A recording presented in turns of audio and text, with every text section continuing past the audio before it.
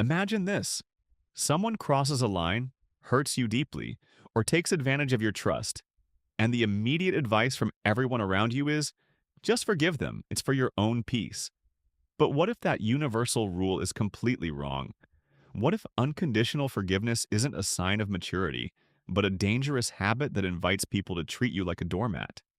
We've been conditioned to believe that holding people accountable makes us bitter, while forgiving everyone instantly makes us heroic. But psychology reveals a much darker truth.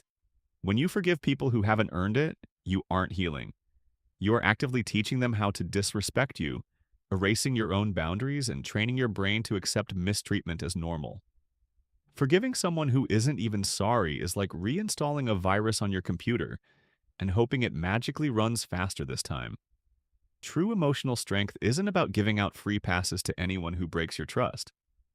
It's about understanding the high, non-negotiable cost of your peace. When you forgive indiscriminately, you send a silent, powerful message to the world that your boundaries are entirely negotiable. People stop taking your standards seriously because they know no matter how far they push, you'll eventually rationalize their actions and let it slide. You become an easy target for chronic boundary crossers who rely on your kindness to escape their own consequences. Handing out second chances to people who never apologized is like giving a toddler a second glass of grape juice right after they dump the first one on your white carpet. They don't respect your grace, they exploit your tolerance. Overforgiving doesn't make you a saint. It just turns you into a free emotional punching bag with a discount tag attached. Real forgiveness requires genuine accountability, sincere remorse, and a proven, visible change in behavior over time. Without those three elements, forgiveness isn't healing. It's just a VIP pass for someone to repeat the exact same mistake at your expense. Every time you excuse bad behavior, you trade a piece of your self-respect just to keep a temporary, fake peace with someone who wouldn't even save you a slice of pizza.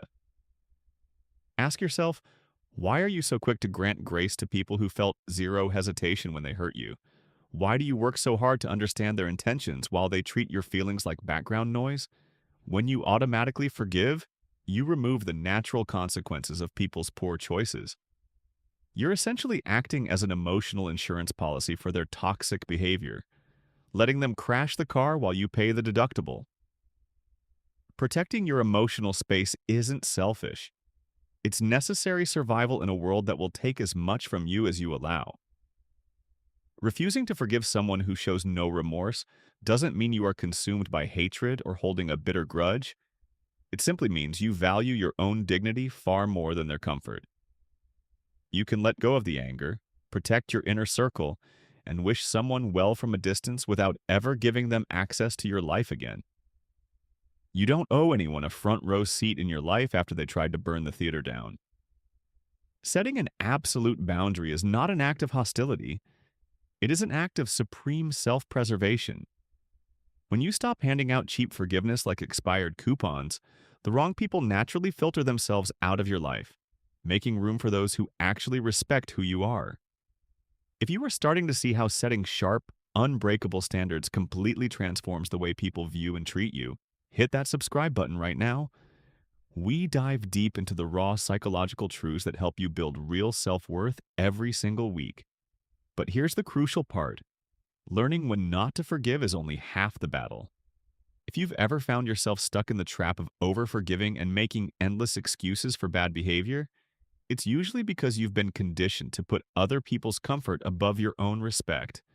To truly break this cycle and understand the subtle, hidden habits that cause people to take advantage of you in the first place, you need to watch our complete breakdown on why being too nice makes people respect you less, appearing right here on your screen.